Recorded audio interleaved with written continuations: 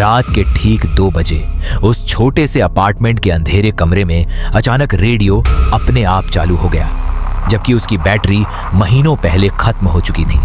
कमरे में गहरी खामोशी थी, बस रेडियो से आती धीमी सी खरखराहट और बीच बीच में किसी के बहुत पास से फुसफुसाने की आवाज, जैसे कोई सीधे कान के अंदर कुछ कह रहा हो। आदित्य बिस्तर पर जड़ हो चुका था। उसका शरीर हिल नहीं रहा था, लेकिन उसकी आंखें खुली थीं। उसे साफ महसूस हो रहा था कि कमरे में वो अकेला नहीं है। रेडियो के पास अंधेरे के उस कोने में कुछ खड़ा था, जो दिख नहीं रहा था पर मौजूद था। कुछ सेकंड बाद रेडियो से एक धीमी फुसफुसाहट निकली, बहुत पास से, जैसे कोई उसी के सिर के पास झुककर बोल रहा हो। आवाज साफ नहीं थी, लेकिन उसमें एक अजीब सी बेचैनी थी, जैसे कोई मदद मांग रहा हो या चेतावनी दे रहा हो। आदित्य ने हिम्मत जुटाकर अपना सिर धीरे धीरे उस तरफ घुमाया।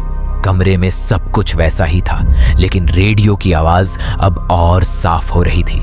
उसे ऐसा लगा जैसे उस फुसफुसाहट में उसका नाम लिया जा रहा है। ये पहली बार नहीं था। पिछले कुछ हफ्तों से हर रात ठीक 2 बजे यही हो रहा था। पहले पहल उसने सोचा था कि शायद ये उसका वहम है या कोई इलेक्ट्रिकल फॉल्ट, लेकिन जब उसने रेडियो की बैटरी निकालकर फेंक दी और फिर भी वो खुद बजने लगा, तब उसे समझ आया कि मामला कुछ और है। उस अपार्टमेंट में वो कुछ ही दिन पहले शिफ्ट हुआ था। शहर के कोने में बना वो पुराना बिल्डिंग, जहां ज्यादातर फ्लैट खाली पड़े थे। सस्ता किराया देखकर उसने ज्यादा सोचा नहीं था। पहली रात सब ठीक था, दूसरी रात भी, लेकिन तीसरी रात 2 बजे वही रेडियो पहली बार अपने आप चालू हुआ था। हर रात के साथ आवाज और साफ होती जा रही थी। पहले सिर्फ खरखराहट थी, फिर धीमी फुसफुसाहट, और अब ऐसा लग रहा था जैसे कोई पूरी बात कहना चाहता हो, लेकिन हर बार बीच में ही रुक जाता हो। आदित्य ने एक रात तय किया कि वो इसका सच पता लगाएगा। जैसे ही घड़ी ने 2 बजाए, रेडियो फिर से चालू हो गया। इस बार उसने डर को नजरअंदाज करते हुए बिस्तर से उठकर धीरे धीरे रेडियो के पास जाना शुरू किया। कमरे का तापमान अचानक गिर गया था। उसकी सांसें ठंडी हो रही थीं। हर कदम के साथ उसे महसूस हो रहा था कि कोई उसके पीछे खड़ा है, बहुत करीब। जैसे ही उसने रेडियो को हाथ लगाया, आवाज एकदम साफ हो गई। अब फुसफुसाहट नहीं, बल्कि एक टूटी फूटी आवाज जो बार बार एक ही बात दोहरा रही थी। उसकी आंखें फैल गईं। वो आवाज उसकी अपनी थी। रेडियो से वही आवाज आ रही थी, लेकिन उसमें एक अजीब सी घबराहट और दर्द था, जैसे वो कहीं फंसा हुआ हो। आवाज बार बार एक ही बात कह रही थी कि वो इस कमरे में नहीं है और उसे बाहर नहीं निकल पा रहा। आदित्य के हाथ कांपने लगे। उसने तुरंत पीछे मुड़कर देखा।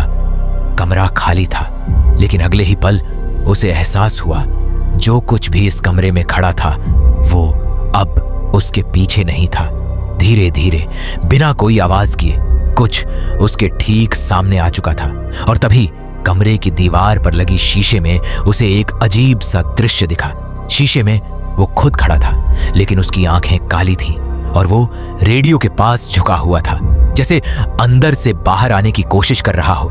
असली आदित्य वहीं खड़ा था। जड़ सांस लेना मुश्किल हो गया था। रेडियो की आवाज अब तेज हो चुकी थी और वो लगातार वहीं दोहरा रही थी, जैसे कोई बहुत समय से फंसा हुआ हो और अब उसकी जगह लेने वाला मिल गया हो। अगली सुबह उस अपार्टमेंट का दरवाजा अंदर से बंद था। रेडियो खामोश पड़ा था और शीशे के सामने आदित्य खड़ा था, बिल्कुल शांत, लेकिन उसकी आंखें अब काली थीं।